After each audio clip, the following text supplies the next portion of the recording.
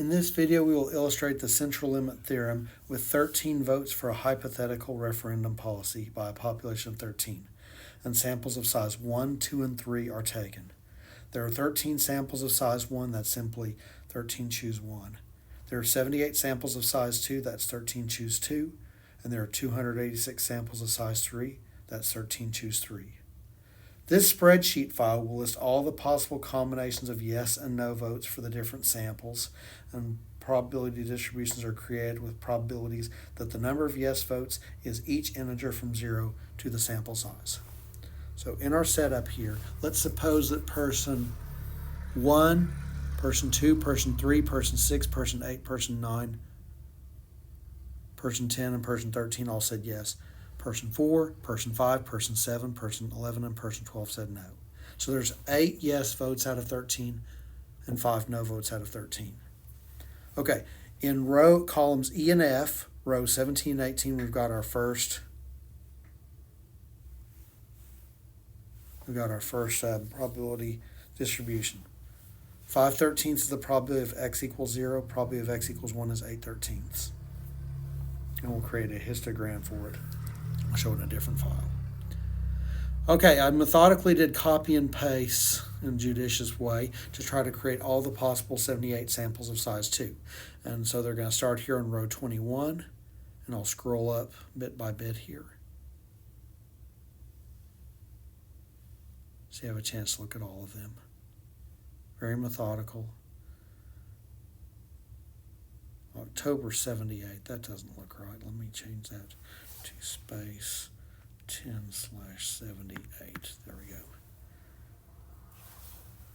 All right, so we gather all these together, look at the counts. So when you do go one by one through all the rows and say how many yeses and nos there are, you go into here, and this 10 right here is simply going to be, I did this in a different file. If you do count if, and you put your condition of equals 0, equals 1, and equals 2, that's going to be where each of those, the 10, the 40, and the 28 are going to come from. And so the probabilities here, probability distributions right here. And we'll get a histogram later on. Here are the 286 samples of size 3. Again, very methodically, very judicious choice of copies and pastes. I'm going to scroll about 30 at a time so you can behold all these different possible results for a 3-person sample.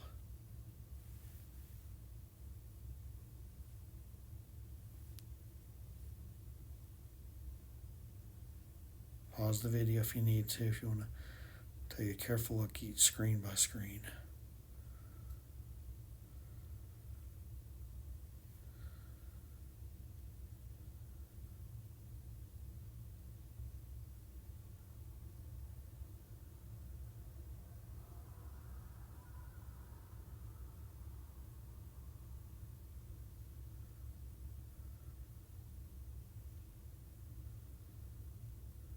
Okay, it's all of them.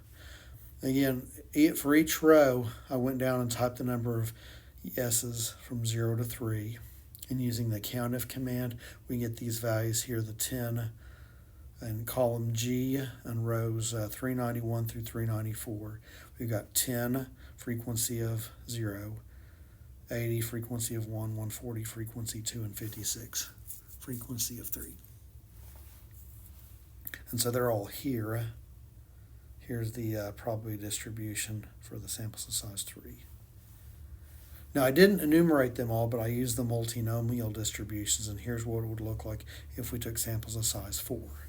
Basically, where the 5, the 80, the 280, the 280, and the 70 coming from, that's simply going to be when you do your probabilities of computation combinations, like if you do let's see, you're going to take 8C0 times 5C3, for instance, for the 0 yeses, 8C1 times 5C2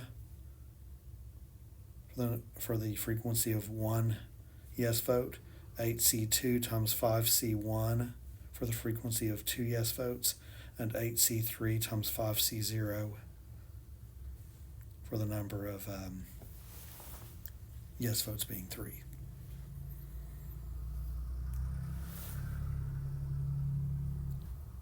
For samples of size 4, you'd have 8ci times 5cj, where the I plus j's are all equal to 4.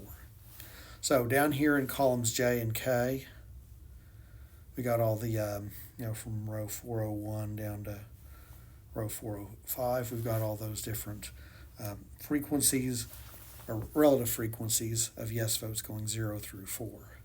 And to show you to illustrate the central limit theorem, I go into here, into these, actually they're frequency polygons, but frequency polygons can be also pretty good estimates of the normal distribution. For sample size 1, it looks maybe a little bit like normal distribution with a right skewness there. Sample size 2, sample size 3, sample size 4. So what happens here is the number of people in the sample gets bigger and bigger. The central limit theorem says that under certain conditions that you have this frequency polygon will get closer and closer to the normal distribution. So you can see these frequency polygons get closer and closer to the normal distribution as the sample size gets bigger and bigger. And I fully enumerated the samples of size 1, 2, and 3, and I just used the multinomial distribution to lay out the probabilities for samples of size 4.